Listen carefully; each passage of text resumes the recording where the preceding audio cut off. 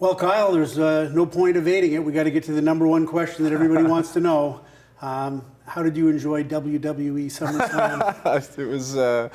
It was awesome. We went with our whole family and some of our other staff, and it was pretty cool to have it in the building, and it was a lot of fun for current day me and much younger me. It was a really cool event and a lot of fun. I do have to ask though, you met Ric Flair, Nature Boy, give us a woo, you know. But did he have any opinions on the Mitch Marner situation?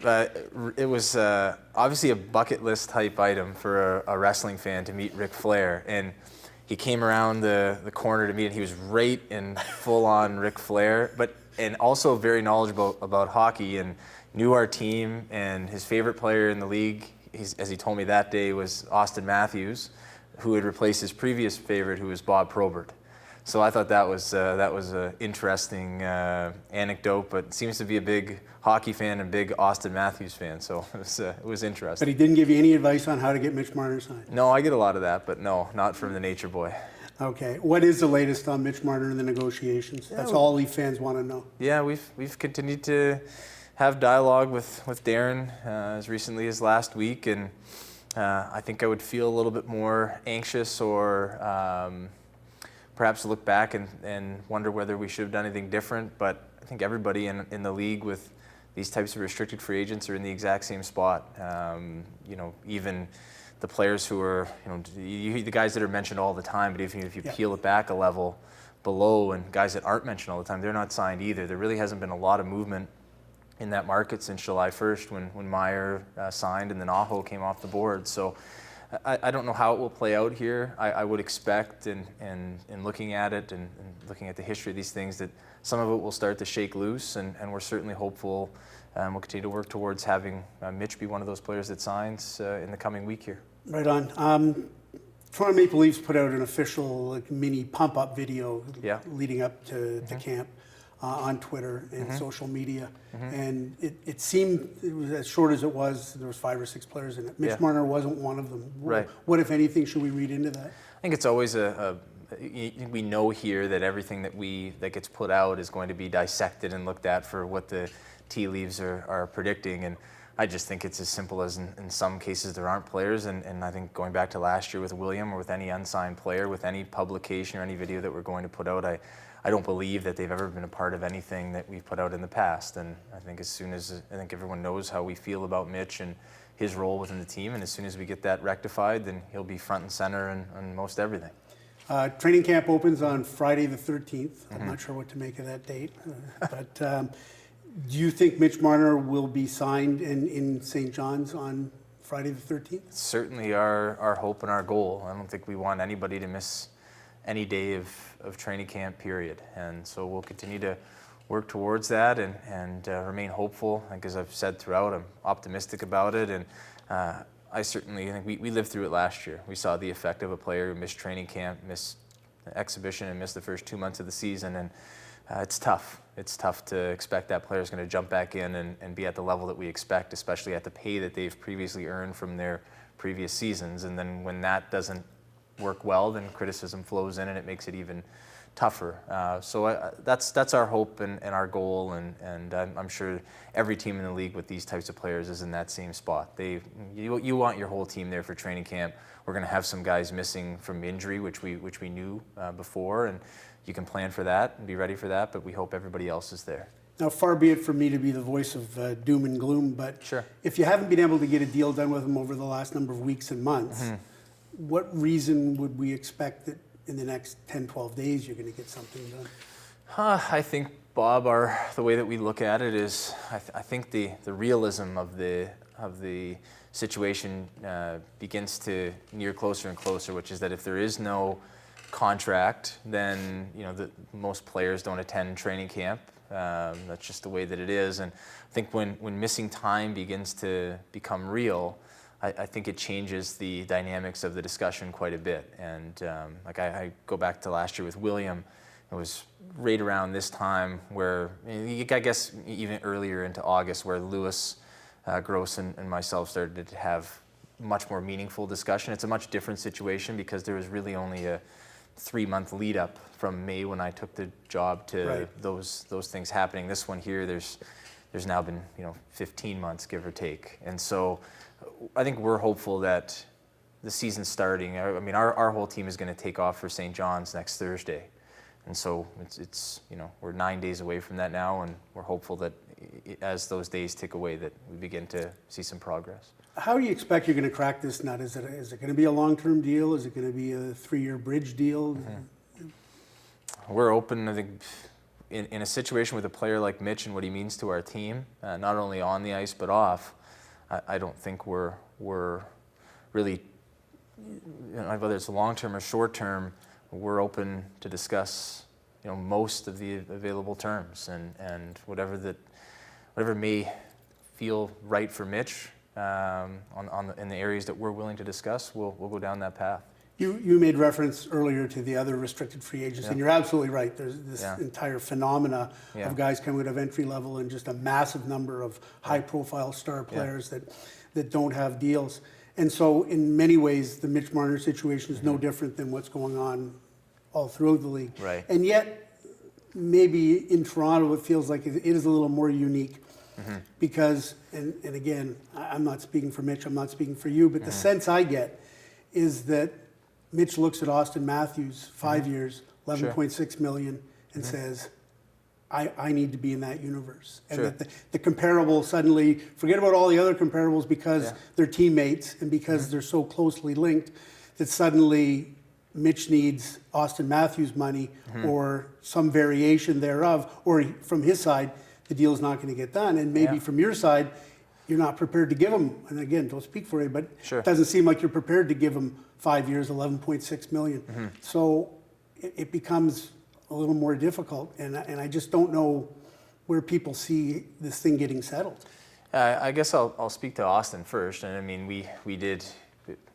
It's interesting because a lot gets said about Austin and what his future intentions are, and Austin last year during the season, like he wanted to be here and wanted to sign, and we knew what he brings on the ice. We know the position that he plays, the attributes that he brings in terms of goal scoring, where he fits amongst the league and goal scoring since he's been in the league, and so on and so forth.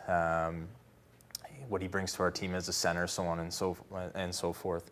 And Austin also has a different and unique set of leverages, and as did John Tavares as a UFA. If you go back through the history of the different deals that we've done, whether it's Janssen, Kapanen, I mean, every single negotiation is different, and every player has varying different leverages and different things they bring to the team. And the one thing that has been said and been reported is these things that the only way that we value our players is in what we pay them. And I think we've got Morgan Rielly, Fred Anderson, William, Jake Muzzin, Austin, John Tavares. They all make very different types of money based on the different leverages that they have in their capabilities. And I don't think that money is the only way that we value our players. I mean, that's what they get paid, and I think you can look throughout the league and most people would say, well, geez, that's what they mean to the Toronto Maple Leafs. But Morgan Rielly means a heck of a lot to our team, and Fred Anderson means a heck of a lot to our team. Zach Hyman, all the way down the list. And so I think every negotiation hinges on one part is your capability, and the other part is your leverage that you have. And we're into September now, and all of these different players, Aho notwithstanding, have had the chance to have teams tell them what their market rate is, and thus, and even despite that, all the teams are still in this kind of quagmire, I'd put it, where there's nothing really shaking loose. You referenced William Nylander in the negotiation last year. It obviously went right down to the December 1st deadline. Is there any reason to believe that you're not destined for the same sort of timetable with Mitch?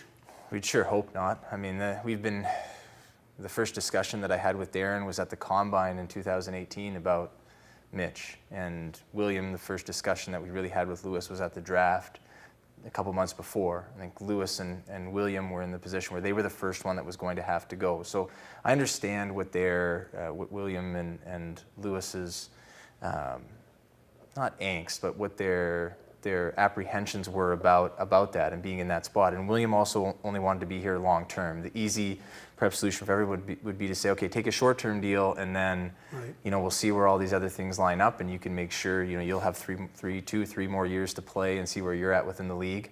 But William wanted to be here long term, and that was his. Obviously, he became entrenched in that, and you can't begrudge that because you want everyone to be here long term. And I just think that they're very different situations, and I know that everyone will look at that. And I have other teams that certainly I know that they look at that and think they might be in that situation this year. But I think this situation is much different than that.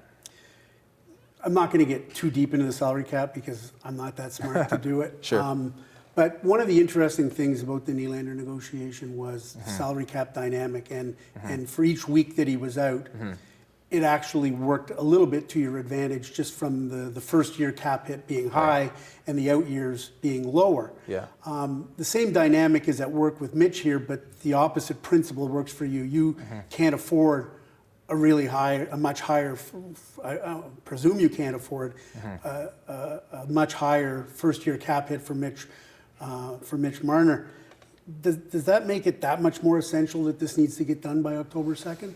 It would make Brandon Pridham sleep easier at night if it did, certainly. And I think the difference last year is we entered the year, even after signing John, and we entered the year even if we had Williams signed to whatever you wanted to predict it as at the beginning of the season. We were entering the year in a much different cap situation. Now with having John on board, having Austin signed, taking care of all the other RFA contracts along the way in Kapanen, Janssen, Kerfoot, CC, et cetera, making the trade for Barrie and what that does. We don't, as any teams that do those types of things would be at, we don't have the same ability to just say, well, we'll take the savings in the future years and it doesn't matter to us this season, because I think more importantly than what it does to the cap, it's how it affects this year's team and the rest of the guys in the room and our competitiveness and our ability to do other things during the year to bolster the group if we see that's needed as the year goes on. Is that why you went out and got the Clarkson contract, to give you the extra LTIR flexibility to be able to deal with maybe having to take a higher cap hit in the first year? Well, it started to get out there from wherever that was one of the strategies that may be taken, was that people would just outweight us till the season started. And so when that started to get out there from, however that did, it got back to us. And we were in a situation where we're going to be an LTI team anyway, and there was an incentive for Vegas to move the contract.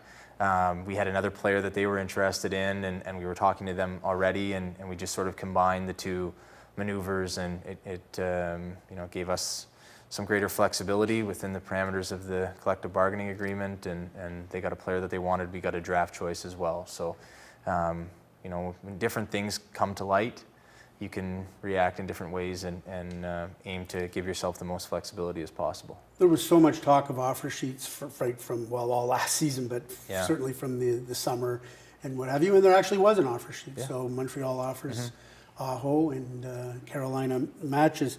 I know that as we get closer to the season, some people would think the offer sheet threat diminishes. Do you fear, expect, think offer sheets are still a possibility here? I think they're always a possibility. I think the number of teams that have the capability of doing so is diminished as those teams have kind of gotten ready for the season, right? So I don't know. I think predating the Aho offer sheet, the previous one was an in-season offer sheet with O'Reilly, I believe. I might be missing one in between, but I think anything is still possible. But every team's going to lose their off-season cap flexibility in the next month from now, and teams are going to bolster their groups as they see fit. So I don't know how likely it is. I think that they're not. It's not impossible, and there may be one or two, but I certainly think that they were more likely at the beginning of the summer when cap space was was greater for each team, and the off-season cap was also there for some flexibility. But the Clarkson and Horton and the LTIR money kind of gives you a little extra insulation for that to protect it, doesn't it? Yeah, we've got, and we're going to have 2 guys injured at the beginning of the year, in Dermott and Hyman, but I know there's a narrative that we can't do anything with Mitch until the beginning of the season, and that's not true either. Brandon has mapped this out a million different ways and has done an excellent job, in my opinion, of making sure that there's nothing that prohibits us from doing a deal with Mitch. Right. Would you almost welcome an offer sheet, just insofar that it would bring things to a head, that there'd be a resolution, because there's no mechanism in place, no salary arb, there's no way to other than December 1. I think there's times when you wish that might be the case, and it's just, okay, we can make our decision one way or another, and we and then the players and the rest of the staff move on. But I think with someone like Mitch and what you think of him as a person, and certainly what you think of him as a player, I don't think you ever wanted to get to that point with one of the people that's most important to your program, right? And so there have been moments throughout where you may think that way, but I think in the end, a negotiated agreement that everyone is content with would be the best way through. In Vancouver, you said you'd consider all your options if there was an offer sheet. Yeah. Does that still stand?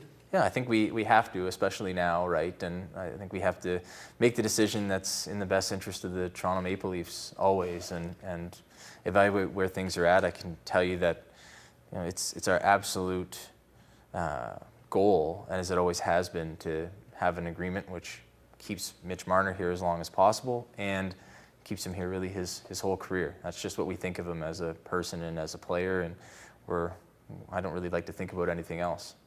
Let's assume that you get the Marner deal done. Mm-hmm. You've got Matthews at 11.6. You've got Tavares at 11. If Mitch comes in at some double-digit number or close to it, can you spend $33 million on 3 forwards and still contend for the Cup and build a team around that? I just think that the pressure then will, I think we'd be thrilled to have those guys locked up, and William locked up, and Morgan and Fred and the rest. And I think the pressure then would go to me and to our player personnel department, but in the end, to me, to work around the edges of the roster and find ways to keep the roster as competitive as possible. I know that the teams that have won or that have contended have done so with far less in terms of the concentration of their cap at the top of the roster, but for us, having those types of players is, we feel fortunate to be in that spot. So I think that the pressure of being able to operate and contend and put the best product on the ice possible will come down to how we dance around the edges of the roster and find some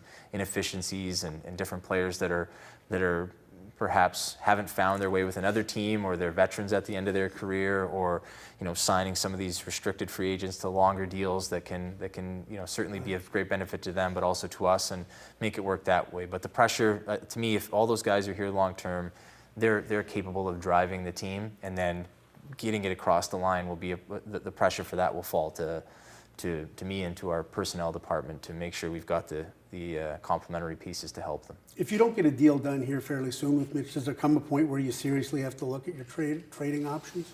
It's not even something that we've had a few calls. It hasn't been like ringing off the hook with teams either. I think because they feel like we want to keep them, and I don't know how they feel, what they're hearing from the other side. But I think Mitch has said and everything publicly, this is where he wants to be. So there haven't been that many discussions, and I don't even want to think about crossing that bridge. Has there been any suggestion from Darren or anybody in the Marner camp that they would look favorably on that? No, we haven't received anything like that to us, no.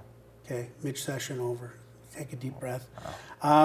A captain for the Toronto Maple Leafs, will there be one this season? We'll see. I think it's always something that I have been very patient about, and I think some people would say slow or too slow to do, because the Toronto Maple Leafs need a captain. I think last year, going through the year in this position rather than in the assistant GM position, it really allowed me to see the different qualities that are going to be needed in that role, how the person conducts themselves every day, and really the fact that the person really needs to be present and ready every day to deal with the things that come along with it. It's not to say that other markets are, that being the captain there carries less prestige. I just think that it's different here, in that the player goes out and serves as the voice of the team to a strong media contingent, pretty much day in and day out. They can't take any days off from it. They can't hide from it, and I think just needing somebody who's calm and stoic and ready at all times. And we've got some great candidates in there, and I think that's the second part of it, is once accepting that you do want to have a captain of the team to serve as the central figure, then we're fortunate that we have a few players that can fill that void, and then it's trying to determine what's best for the future of those players and for the group. Mike Babcock is back as the head coach. Now, at the end of the season, there was a little bit of a delayed vote of confidence that fed into the narrative that you didn't hire Mike Babcock. He's not your guy. Sure. As you go into this season, there's all sorts of talk about Leaf fans saying he's got to be on a short leash. And quite aside from whatever the dynamic might be between the general manager and the head coach, the mere fact that the team's lost in back-to-back first rounds against Boston, that there's this sense this is the year that the coach needs to make something happen. What's your reaction to all that kind of talk? I think in the future I just won't answer at the press conference in terms of the day after the season ends.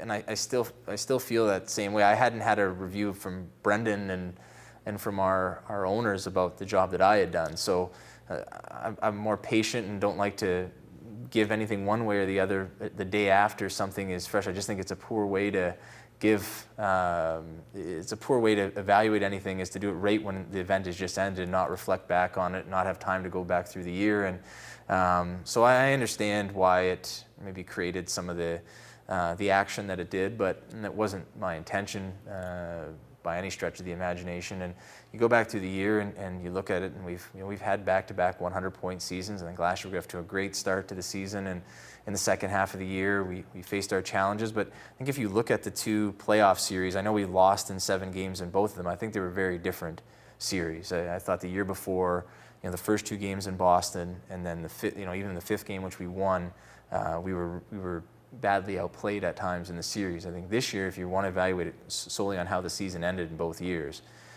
you can look at the point total, which was a little bit less, but you can look at the way that we played in that series against Boston. I thought we were much better this season. We had the chance coming home to win the series, and got the lead early and just couldn't stick with it. And then the Game 7, we didn't play overly well, but I thought overall it was a better series than the year before, just in terms of how close we were to them and whether we were the better team in a certain number of games or not. It was a series between 2 very close teams. And I think the credit for the way that the year when we had some injuries during the year and different things, and we've obviously had DJ move on to become a head coach elsewhere, and which speaks to his capabilities. And I think all that is to say that we're growing, and there's going to be some times when there's going to be adversity. And everyone at the end of the year, we had our season end, and then the Raptors went on their run, and then as soon as the Raptors won, everyone would come up to me and say, you should just do what the Raptors did. They made all these changes, they made all these trades, and then they won.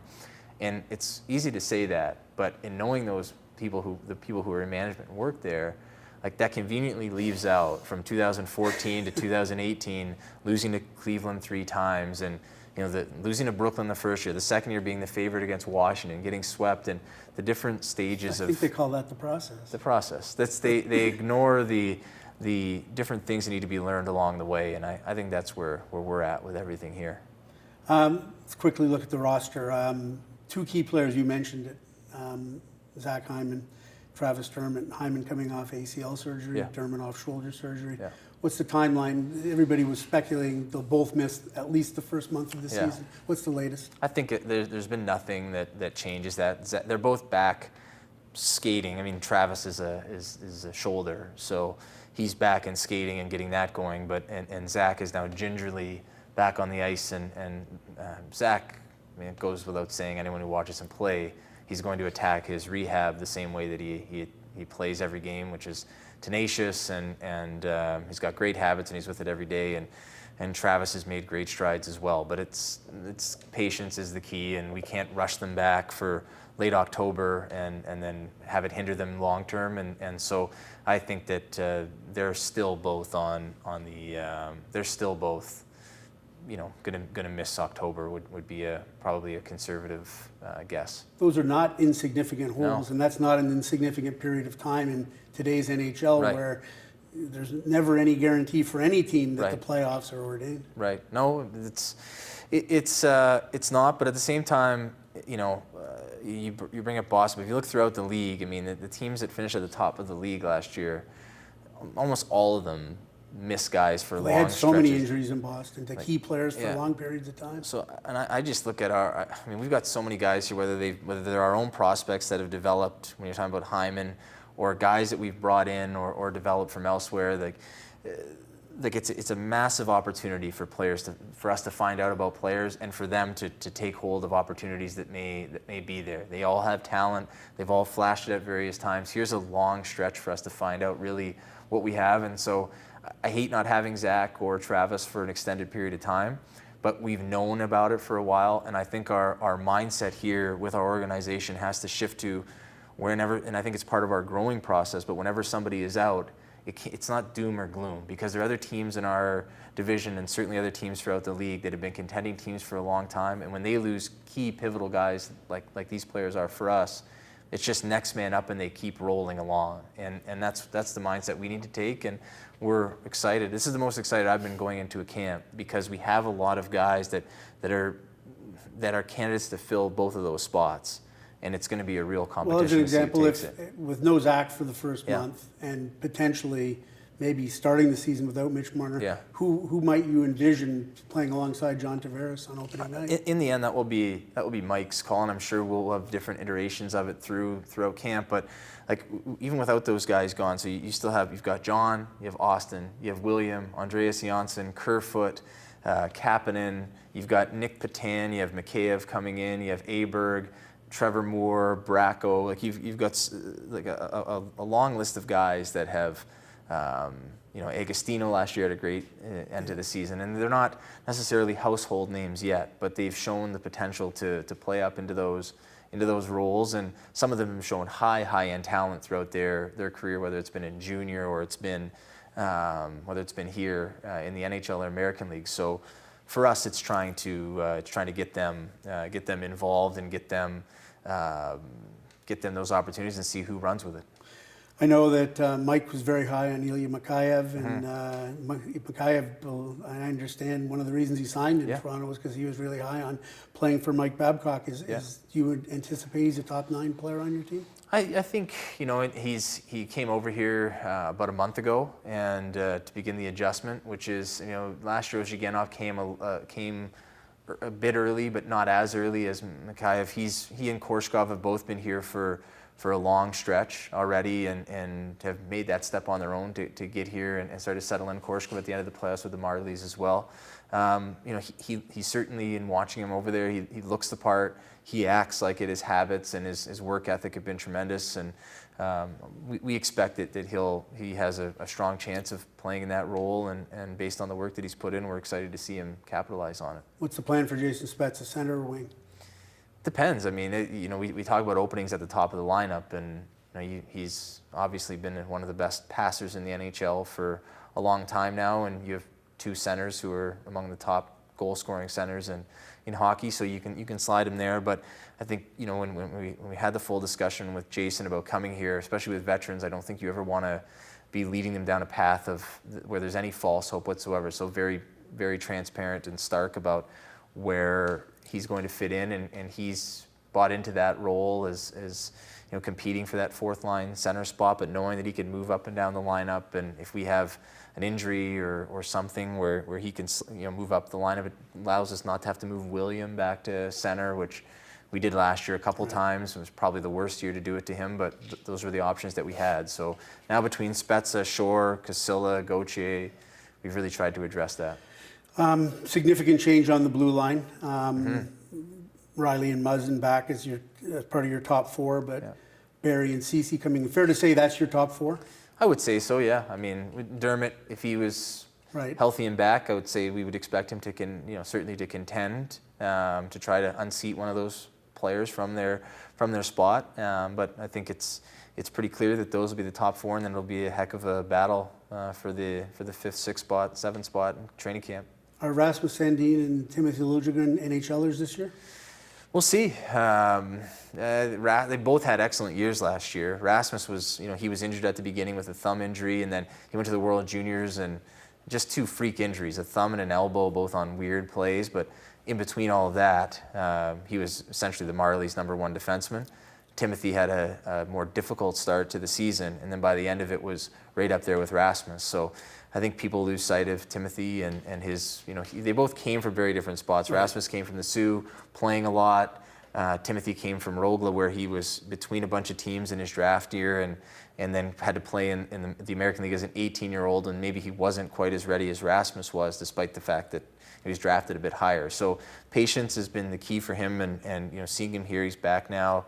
He looks great. He's continued to improve vastly throughout each season. So we're excited about them. We hope they force us to do that during the year. If they can't play in your top four, though, is it better to let them over-ripen with the Marlies than play them in 5, 6, 7, or 8 roles? I think it depends on the number of minutes that you're giving to that pair, Bob. And then even still, those are still big minutes. So even if it's 10, 15, whatever the amount of time is, I think it's still important that you've got the best people in there to drive play and have them out there controlling the game if they can, if they're ready for that. If it's going to be in those minutes and they're not quite ready for it, then I think we would defer to have them with the Marlies and they'll play a ton.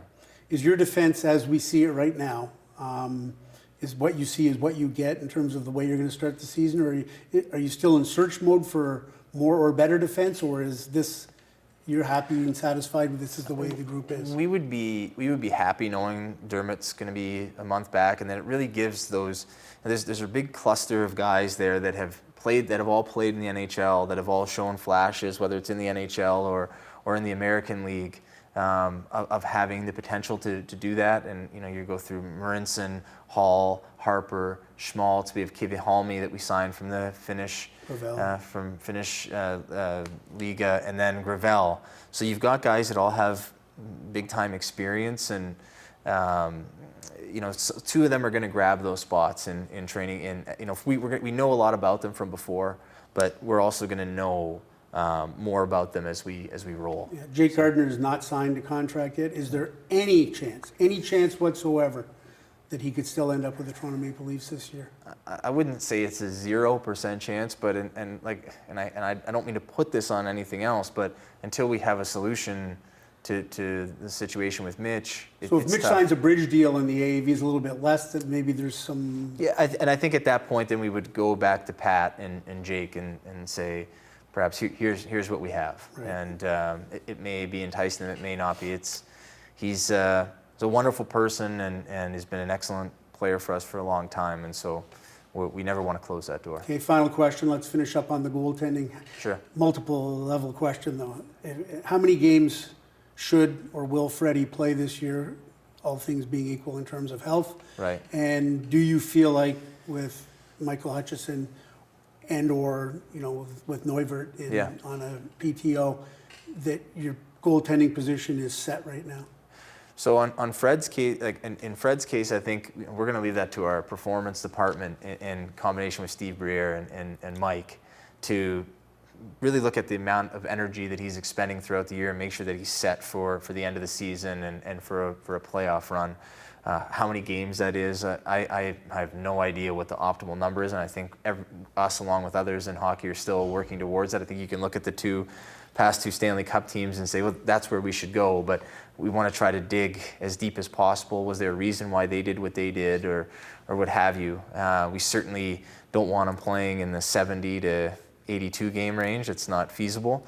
And so we'll work closely with them. Fred's great with his preparation. He's great with feedback and telling us where he stands and how he feels. And I think especially going into his 4th season with us, he knows where, it's not, playing every game in October isn't going to earn him anything at the end of the season, right? And he's a great person, great leader for us, and he'll let us know where he's at, which is great. And he'll deal with Rich Rotenberg and Steve Briere, and they'll form a plan for that. In terms of the backup position, Hutchison and Neuwirth will compete starting next Thursday when we do medicals, and go all through camp. We know what their history is. We know what both can be at their best, and they've shown it over time. We know what has held each back. So how much they worked on those things to be able to sustain their top level over the summer, combined with, it's a small sample size how they perform at this camp, right? But there's a lot of similarities there, and we'll be interested to see who can run with it. And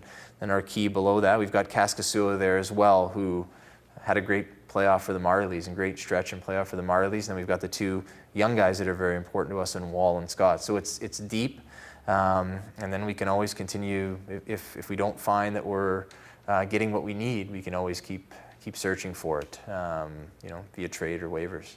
I lied. This is the absolute last question.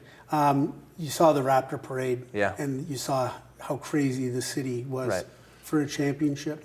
Do you dare to dream that you could make that a reality as soon as this season for Toronto Maple Leaf fans? I think you have to dream about it, and I think it's part of what we all do in sports, right? You don't want to become transfixed on the outcome, but I think even when you are fully about the process of how being at your best every day and finding your best every day, and hopes that that'll give you as many opportunities as possible to get to a moment like that the Raptors had in June.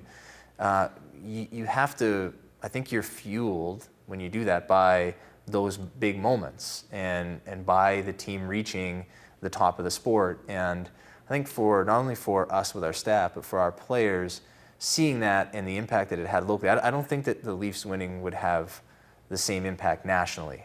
Obviously not. Because they're not going to have a Jurassic Park in Montreal and Vancouver. No. So, but I think locally, and just with the generations of people that have gone through this ride with the Maple Leafs, to be able to have the moment like that would be so special for them, and the impact of it locally would be so massive that I think it's not something that you dream of every day, but when you have those days when the moment is fresh, and when you have days where things aren't going well, I think that can serve to fuel you. You're not just doing this for yourself or your family or for the people here. It's a community and a regional thing that would have a massive impact on the people who live here and who have supported the team for an awfully long time. For much longer than all of us in the room have been alive even. And so I think it would be a special moment, and I know our players paid close attention to it, and we hope over time just to keep giving ourselves as many chances as we can, much in the way other teams in the league have gone about it, and hopefully one year fortune will be on our side and we'll be able to provide that here. Awesome. Thanks for doing this. Okay. Good luck Thanks, this Bob. season. Thank you.